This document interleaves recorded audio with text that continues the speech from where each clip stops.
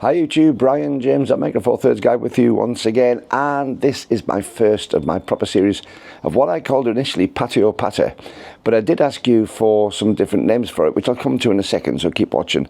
But basically the Patio Patter is going to be either weekly or bi-weekly, depending on how many questions you ask and how often you ask the questions, where I can address the questions that you have to ask me about photography. Now, I've said in the past, I do not claim to be an expert. I never have claimed to be an expert. I was professional. I've had a professional photography company twice in my life, and both of which I've decided to move away from. First one due to circumstance, second one was due to COVID hitting and basically taking the business away. And I've never had the drive to put it back again. So now I take photographs for my fun, and also, if you've been watching videos recently, I've been debating as to how much I'm into photography rather than videography. So this Q&A can be about any aspect of photography. Now also, a few people said about using a full sort of Micro Four Thirds thing in the title. But I don't want to be limited to Micro Four Thirds. This is about photography in general. So although I'm going to do something which does have the MFT in the title, you'll find out in a second, but I'm going to keep it about photography in general and videography in general. And if I can answer the question, then great. And if not, well, I'll just tell you I don't know. And that seems to be the fairest, most easy way. So anyway, let's go on the title. Patio Palaver was one, which was from Martin Siegel. Really interested in that one. One said MFT chat, but it was a little bit too constrictive for me to keep it to Micro Four Thirds. And as I say, I wanted to be more broad-ranging about anything photography-wise. But thank you very much for that one. That was Dave SRC. Dave SRC suggested that one. But the one I'm going to go to is Joe Carey 7123, who said, what about my front terrace? I thought it was descriptive of what I'm doing out in the patio and the terrace. And also, of course, it does spell MFT, so it is half and half. So thank you very much, Joe. This is going to be now my front terrace, my question and answer session. So I've got a whole list of questions from last time. I'm going to go through as many as I can. This may be a bit of a long video, I hope not. But let's keep it reasonable. But April, hi April Clayton, do love your channel. If you haven't checked April Clayton's channel out, go and check it out. Not a question really, but I've noticed being a hybrid shooter, trying to do photography and videography on the same outing leads to both suffering in quality. I'm trying to focus on one or the other, but I love both. I think I pretty much addressed this in my video on about where I'm losing some of the interest in the stills. Going on the video, I think that's probably something to do with it. And I'm thinking it's to do with the fact that videography and still photography are of a very, very different mindset. You can, in a single frame, you're trying to shoot everything you need in stills photography. But in videography, you can do a nice gentle sweep. And without having to do fancy framing, you can get almost everything you want in a gentle sweep, either left or right or up or down. It gives movement, it gives action. As a still photographer, you've got to derive action or stillness from what you shoot in that one shot. And I think videography, I wouldn't say it gives more opportunity, I think it gives very different opportunities. But I think for me, trying to get my mindset into one or the other is very, very different. So yes, I totally agree with you, April. I think it is a different discipline and probably should be addressed as that when you're out in the shoot. Tony, GJ8TO says, weekly Q&A, great idea, thank you, Tony. Right, Malcolm Wright, 6948. Hi, Malcolm, you give me a bit of a challenge here. I'm going to try and get my iPad up on top of this box, actually. Hi, Brian, here are a few to pick a mix from. Actually, what I think I'll do, Tony, is I think I'll take some of these. Sorry, Malcolm, I think I'll take some of these and come back to others in a later thing. But let's go down the first two or three on here. When you've been out taking photographs and have decided on the keepers, what do you do with them? Do they just reside on your files on the computer devices? Do you print them, use a digital photo frame, put them on a website? The answer is yes. Well, first of all, usually what I do is I'll put them straight onto an iPad, because the iPad's my standard sort of editing tool these days. It's close by. I don't carry a laptop around with me. I don't carry a normal computer around with me. But my iPad is always there. It's very easy to transfer straight off the camera onto the iPad. And that's my initial sort of editing suite. And that's where I'll get rid of all the ones which aren't keepers. The problem with getting rid of ones which aren't keepers is that they may be keepers in later times. So what I do is I'll still put everything onto my main machine. I just don't delete them as I put them on the iPad, but the iPad is the first tranche, if you like, of editing out what I want and what I don't want. After that, I'll usually put them through some sort of editor, either Lightroom if it's on the main machine, or just the photo editor on the iPad, just to try and equalize the levels, trying to get something to get that bit of magic in, where you get a bit of pop or whatever that you want to draw something out. Not huge in-depth editing, but just basically altering making sure your exposure is how you want it, the colour balance you may need adjusted at that point. Sometimes just the sharpness, sometimes just add a little bit of vibrance, whatever it is. Just try to get those balanced out. If you're bringing something out in the shadows, that's the time I'll do it, to give it a good acceptable photograph. And that's what I call adjusting levels. It's not doing anything too arty with it. You're not trying to do any fancy techniques. It's literally just balancing the things that you didn't get in the camera. Because the camera's trying to store as much as it possibly can, and it doesn't know what you want. So I never see that as a bad thing. You've still got the same photograph. You're not intrinsically altering anything on there, but you're bringing things in and out which are already there, which basically just makes a better photo.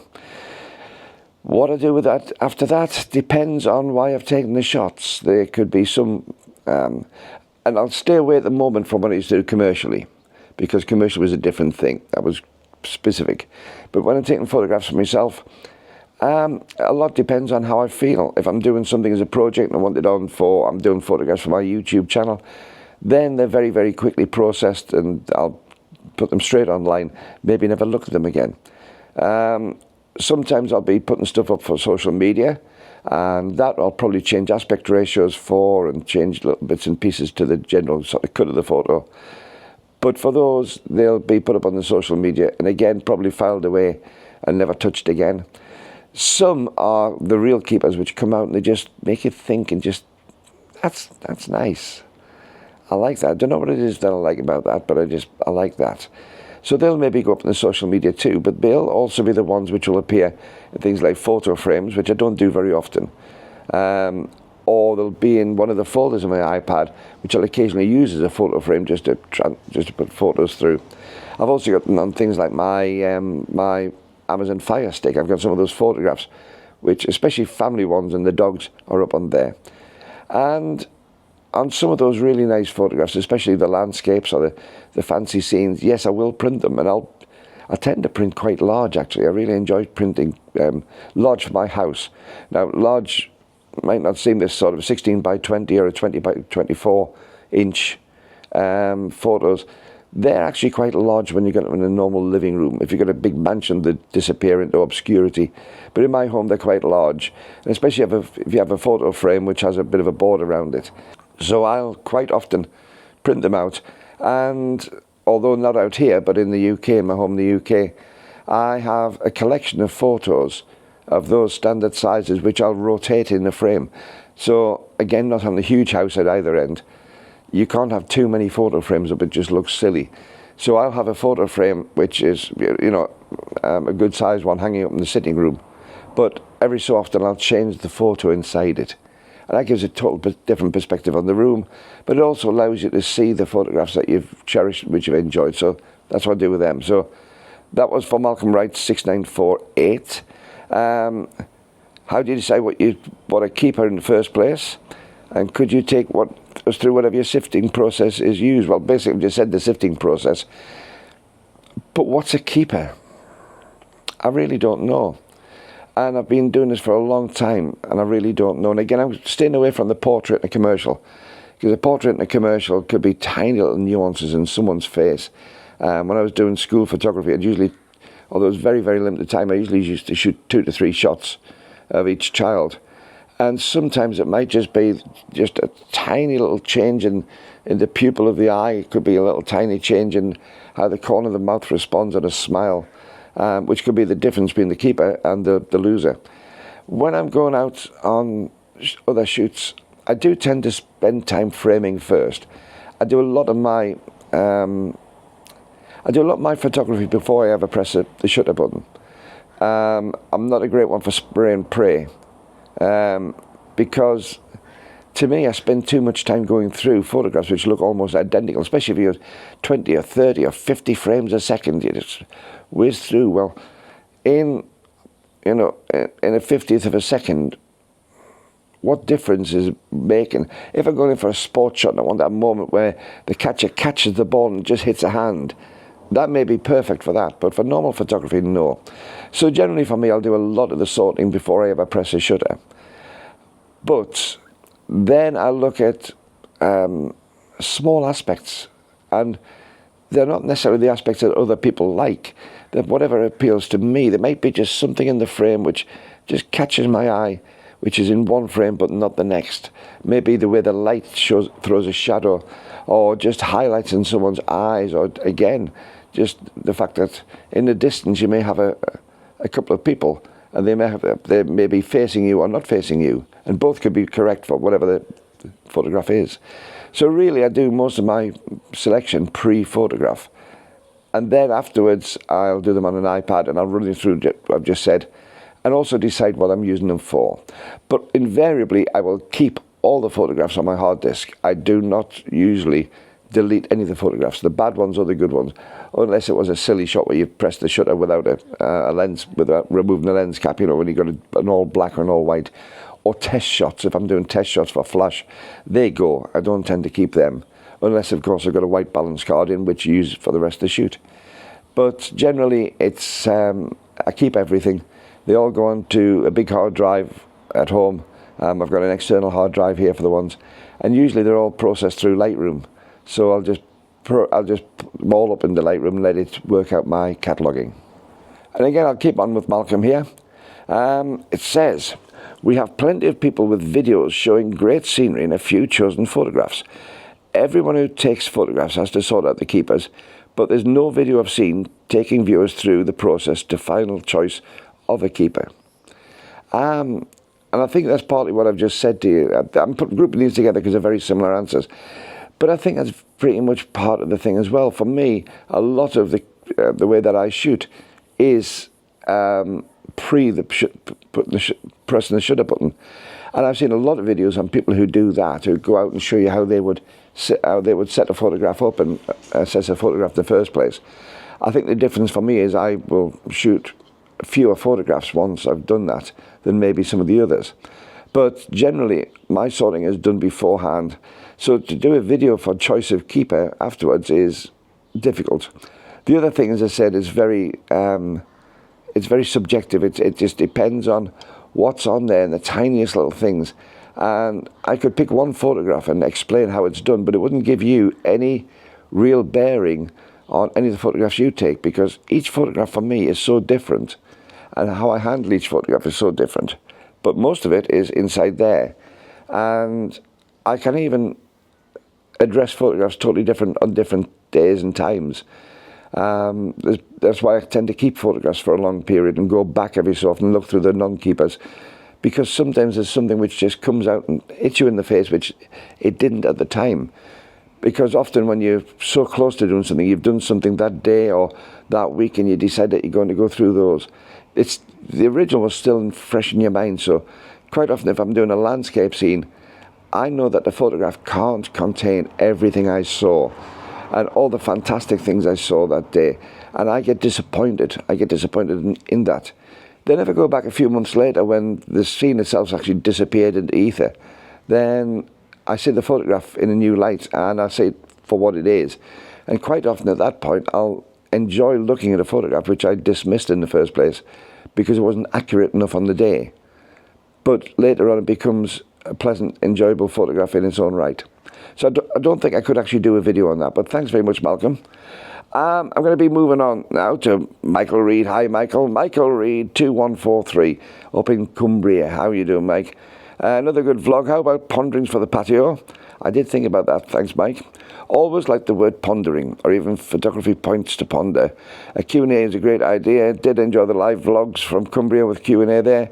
Cover everything photography related. Thanks, Mike. Thanks for the support on that one. Kevin Bork 4038. I too would like to know what you do with your photos. Do you shoot them, store them on a hard drive, external drive perhaps?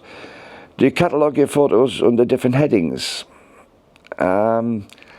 to a degree. I tend to use the Lightroom cataloging system, but usually what I tend to do is I'll just put them on a date. So I'll take anything from, say, April 2024. Well, anything taken off that time will go into an April 2024 folder.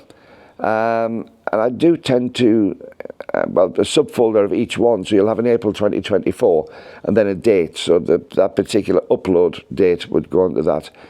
And I tend to remember photographs more by time than by necessarily subject or classification. So I'll tend to think, oh, where did I take those photographs of Hadrian's Wall, where it was that nice sunny day? That was about 2 years ago. It was 2023, wasn't it? And that was about June. Yes, I'll start looking through there more than anything else, because I find that that's much easier for me, for the way that my brain works. I know people that would just be totally abhorrent, and they would need something which would use lots of keywords. For me, it doesn't really work. Also, it takes a lot of time to put keywords in the first place. I'm not organised enough for that. I'm really not. So, no, on that one, I just tend to do them by date order. Also, do you use OM Workspace? If so, what's your opinion on it? Thank you. And greetings made from Melbourne, Victoria. Kevin, I don't use OM Workspace. I use the OM software purely to do the upgrades on the firmware, on lenses and lenses and cameras. I'm paying for Lightroom. I like what Lightroom can do, because when I got Lightroom, I was doing high volume photographs, and being able to do multiple changes across a complete field of, say, 1,500 photographs of children that you've taken that one day, where you didn't quite get the colour balance right or the exposure right. Lightroom was ideal for me. It does have some drawbacks, it does have some positives, but everything I could get from OM Workspace, I'm usually covering in Lightroom anyway. So no, I don't. My opinion on it, I think that the price of Lightroom is astronomical now, with having to have the monthly payment and getting things you don't necessarily want in with the package. So I very rarely use Photoshop. So for me, OM Workspace coming as a free piece of software, which is ideally suited to your camera, which gives you some of the basic tools, certainly editing tools and cataloging tools, I think is ideal. So I've got no problem with OM Workspace, but I just don't use it. It doesn't fit my workflow. But that's the only reason. I've had a few comments on this channel which are saying what people's feelings are about cameras and things, or prices. I'm skipping through those because they're not really questions, they're more statements by them. So this is a Q&A, so I'm going to skip one or two. But looking at this one, hi Antonio H. Sam, I have a very not fair question, smiley face. On my quest for a brighter zoom and phase detector autofocus camera, I've been window shopping. Why do you think that a Canon RF28 to 70 f2.8 or a Lumix 24 to 60 f2.8, I presume that's the S mount, are so similar in price and weight as the new Lumix Leica 12 to 35 f2.8? Again, I wouldn't know, it's not a fair question, but I think you at least get the point. Right, I'm not sure about the Lumix 24 to 60. Is that a micro four thirds lens, or is that a full frame lens? I'm not sure. I'm not going to be claiming that I'm super clever and keeping up with everything. But as a general rule on lenses, let's put something together. Just have a quick drink before I tackle this one. Okay. Lenses can have a huge amount of work put in. Any of the manufacturers could make a lens with those basic sort of focal length and speed, but there's more than just that in a lens. You've got lots of things about refraction and deflection and distortions and all sorts of things, and how flare's handled, and oh goodness, you can go on forever. Chromatic aberration. So it's not just about the main figures that you have, it's a lot more in a lens. And a lens manufacturer could go to town and really do something which would make a lens which would cost $40,000. Now, nobody in the right mind is going to be paying $40,000 as a normal photographer. Maybe a specialist might buy it, but that'd be once in a blue moon you'd sell, compared to tens of thousands of the normal lenses. So there's a lot of compromise goes into it. So the first thing really is the price point. So why do they cost the same? Because that's where the market will actually sustain. So basically, is it likely that you're going to be selling lenses into that price point? Can you get away with that? If you can get away with it a bit more, is it going to sell? If it's not going to sell, you bring the price down.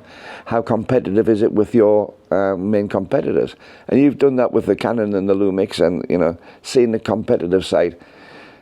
But also, you know, we are in different markets, so if it's full frame, you could probably charge a little bit more and get away with a lesser lens, perhaps. I'm not saying the Canon is a lesser lens or the Lumix is a lesser lens, but I'm talking about generalizations here. So you've got lots of things on that. There's production cost, tooling cost. How many of these are you likely to sell? If you've got a camera system which has got 10 times the sales output of another one, you've got 10 times as many customers who will be wanting that lens. So your tooling costs and development costs come down considerably. So where you've got a really popular brand, you can find that you've got maybe slightly better quality because the costs have been spread out over more, and it can keep the cost down. At the same time, because it is maybe a more popular brand, you can maybe push it up a little bit, because you know more people are willing to pay that bit extra. So it could be into that. Size and weight, well, again, size and weight comes into what's acceptable.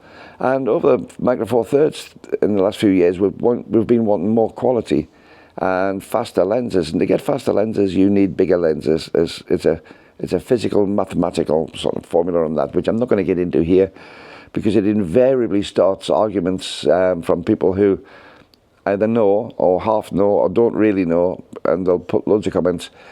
But basically, for a faster lens, you need a bigger lens. You need a bigger diameter lens. It's as simple as that.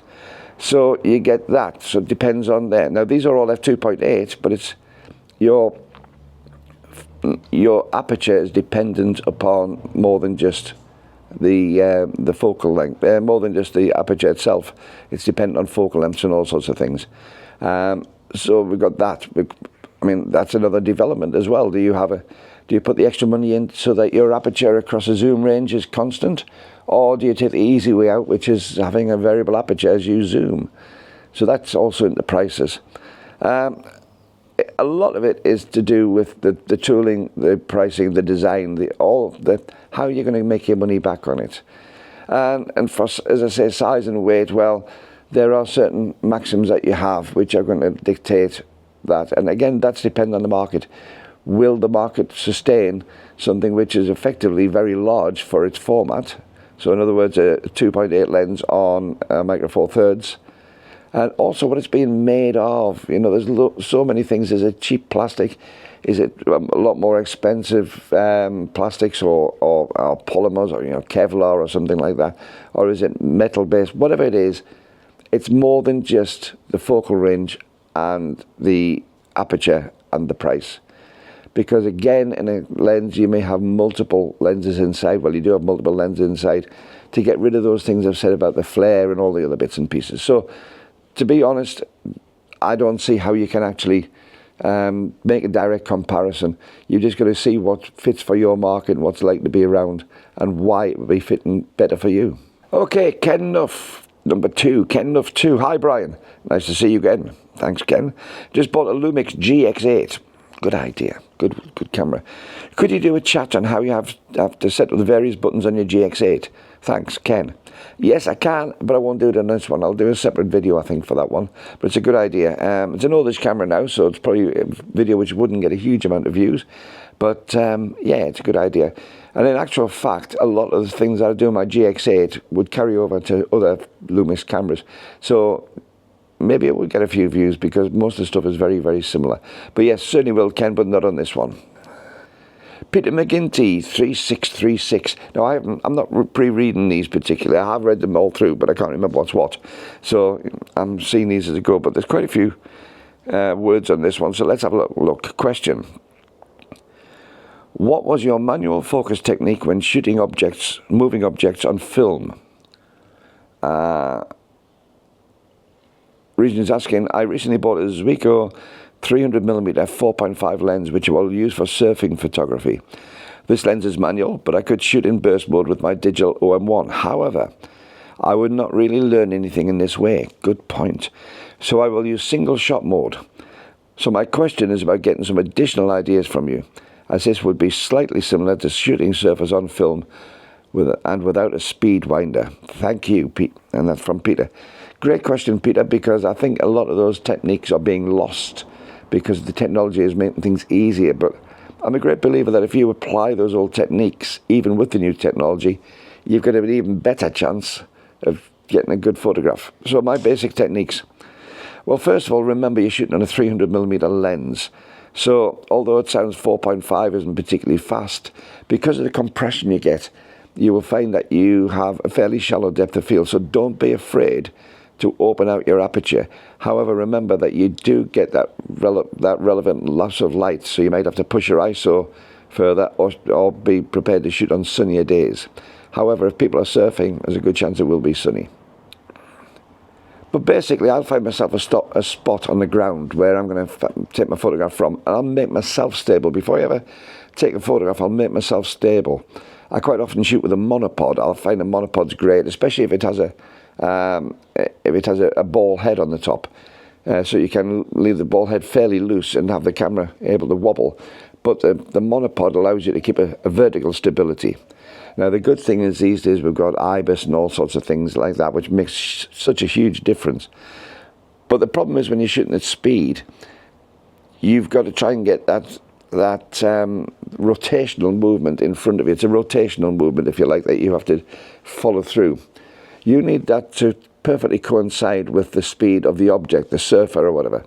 Now, one problem with shooting surfers, well, let's take it different, because it's not just surfers, it works on anything. But when you've got yourself set up, when you've got your place, you really need to be choosing that place dependent on where the photograph's going to be. Are they going to be going rotationally around you? Are they going to be coming straight in towards you?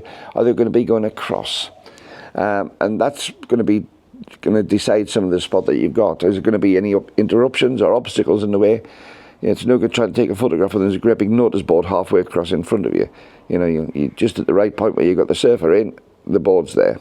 So for me, I would choose my spot first and very, very carefully, give me the right vantage point, and making sure it doesn't have any problems.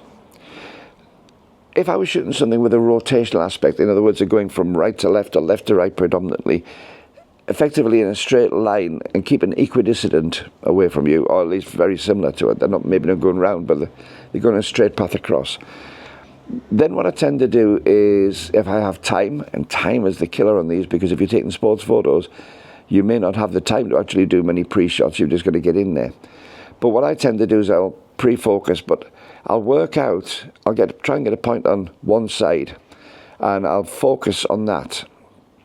I'll then come to the center point and get something in the center at the same distance. So if it was, say, a piece of track, if it was a motorcycle on a track, for instance, I would say focus on the center line of the track at the extreme right-hand side of where I'm going to be. I then focus on the center line straight in front of me, and that's going to give me a different distance. And if I can get the center point of those, the halfway point, but have those two extremes still in focus, then my depth of field is going to be about right. So in other words, as my subject comes along the road on that center line, it's going to be in focus the whole way. And that's important, because it's no good taking a fantastic shot when the main subject isn't in focus. Now, we'll probably want, if we're going to be doing those sort of sweep shots, to give some impression of the speed. So we do actually want a shallowish depth of field, because you want the background to be blurry. But don't be too worried about it, is my point, because the one thing you've got, and a lot of the people when I've talked to this in the past, they talk about that blurry background, that wonderful bokeh. But of course, you've got a blurry background because you're going to be going across. Now, the other thing is as well, which is an advantage, to give you that wider depth of field, you're going to have less light, so you need to have the shutter open for longer. So you need to have some rotational stability so that when you're taking the photograph, it is crystal clear. But that movement is going to give you the blur and the motion blur. But also having a slower shutter speed to allow more light in, because you've opened the aperture, is actually an advantage, because what you're doing is you're following the subject. So effectively your speed of the subject across the frame is zero. You're effectively holding the frame in tandem with the object, the surfer in your case, motorbike in mind, talking about this. But the background is so fast moving it just becomes a blur. So you're going to get that natural bokeh, but with a speed element thrown into it. So don't be scared about slower shutter speeds. Don't be scared about opening the aperture up to be able to get your subject perfectly in focus. You can get away with it because that bokeh is going to be replaced by the speed blurring the background. So that's the first thing I would say on there.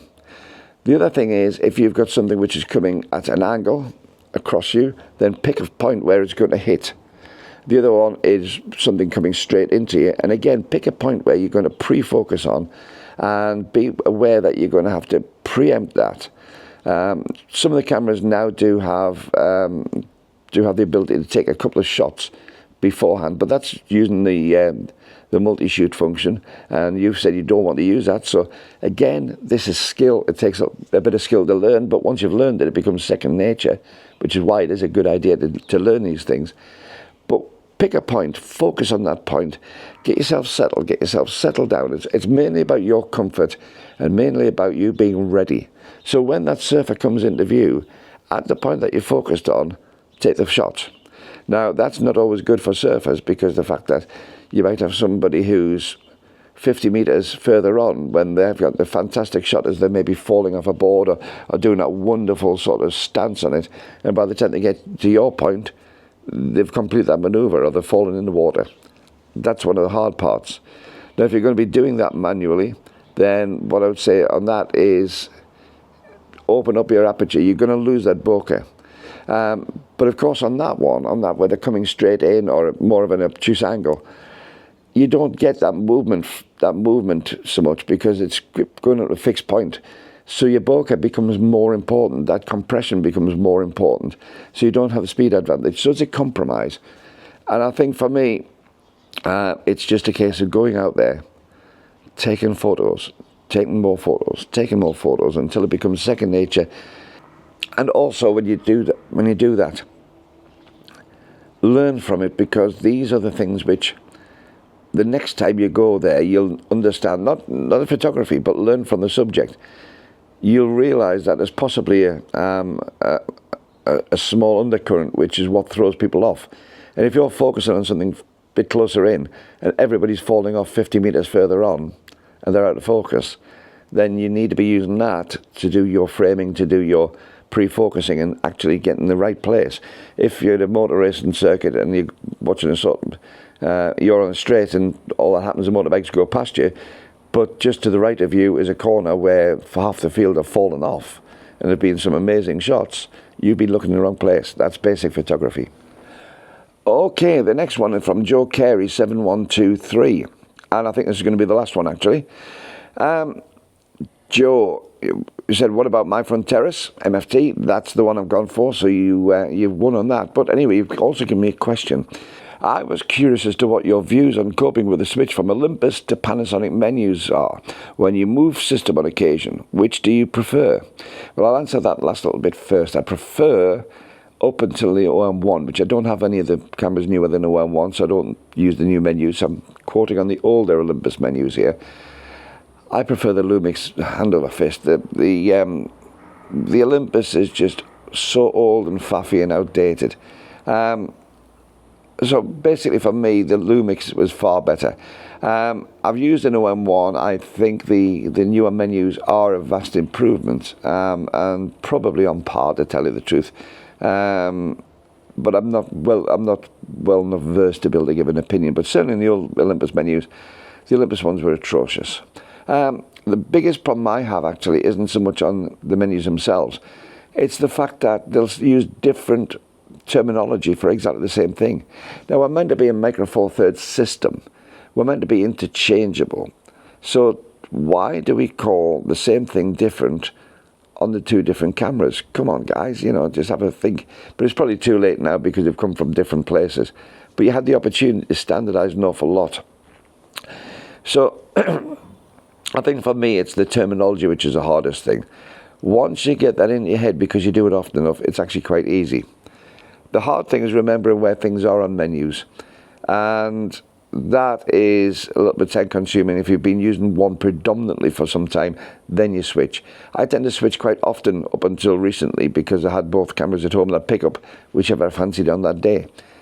Now I've been shooting all Lumix, because I've only got Lumix cameras out here. My Olympus are back home.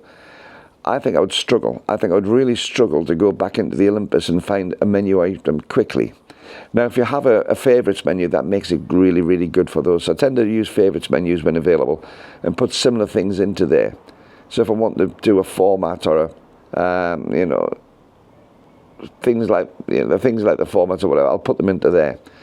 I also tend to use custom modes quite often, so that I'm not having to mess around with menus, because I do find it a pain. So I'll set a couple of custom modes up on the cameras, and I'll use very similar custom modes across the board. So C1 on my Olympus will be very similar to C1 on my Lumix, for instance. The biggest problem I find, though, isn't the menus, it's the feel of the camera. Something as simple as where the power switch is on the top left on the Olympus, whereas I can get it on my right hand on the Lumix cameras mainly. That makes a big difference. Yes, I know you can assign the button, the little 1 and 2 button on the Olympus cameras to be the on-off switch. I hate that. It loses other things that I want. So yes, you can do that, but it's not ideal. But how I get around that, of course, is by using custom button functions where available on the camera. But they're not always ideal to be able to change over. Even something as simple as where the aperture, and if you're on fully manual, whether the aperture is on the thumb or on the forefinger, and the switch between cameras, and so again, I have to set mine up for that. But basically, the menus themselves aren't too bad. The layout is of the Olympus ones is very old-fashioned, but the Lumix ones I find very, very user-friendly, very, very intuitive, and very welcoming to use. But my biggest problem is the feel of the camera, the assignment of buttons, and the nomenclature, how the names are done. That's a great word. It's 9 o'clock in the morning, and I'm using words like I can't say it now. Anyway, I'm going to leave it at that, actually, because this has been the first one, and it's gone on for quite some time. Thank you very much for watching. If you have any more questions you'd like to ask me, I'm going to do these. As I say, it'll depend on whether I get a lot of questions or not. So if you have any questions about photography you'd like me to try and answer, leave them below this video. I'm only going to look on the ones where it's the My Front Terrace. I'm going to look at those. So if it's questions that you want, look in the My Front Terrace, drop them in underneath, and I'll try and answer them in the next one, which will either be in 2 weeks or 1 week on the Friday. I think the Friday is going to be the good day. This is a Friday that I'm making these, so maybe a Saturday release. Whatever date's release, you'll find out, and we'll go from there. But until the next time, this is Brian James. Oh, one final thing. Yes, I forgot about it. Gordon 3988. Thanks, Gordon. You said you prefer patio patter. Sounds amusing. But admit that you missed the roll titles. Change is good, though. You're not going to be too disappointed, though, Gordon, because the roll titles will still be on my normal videos. It'll only be the My Front Terrace question and answers, which will be in a slightly different format. I'll have to make some titles up or something for it. But yes, roll titles will still be in my normal videos. And one final question which needs answered on this, which isn't amongst these. When am I going to do some new titles for being out in Cyprus? I don't know. I haven't had time to do it. Or the inclination as yet. But I shall do it. I need to do some. But, I mean, I'll let you into a secret. All the time I've been doing this Micro Four Thirds channel, and some of you have been sharp-eyed enough to know this, all the time that was with a Canon camera. Have a look at the strap. It's a Canon camera. I think it was either a 7D or a 70D. Have a look. That's what's around my neck. I know it was filmed on a 70D, so it was either one of the two, but I think it might have been a 7D around my neck, or maybe a 5D Mark II. But have a look and see what you think. But yes, it'll be nice to get a Micro Four Thirds title rather than a Canon one. It's only been 5 years, so don't worry about it. Anyway, till the next video. Thanks for watching. Keep on taking your camera out. Keep on having fun with your camera with whatever you're doing. And hopefully, if you've learned something from this, put it into practice. All the best. Bye-bye.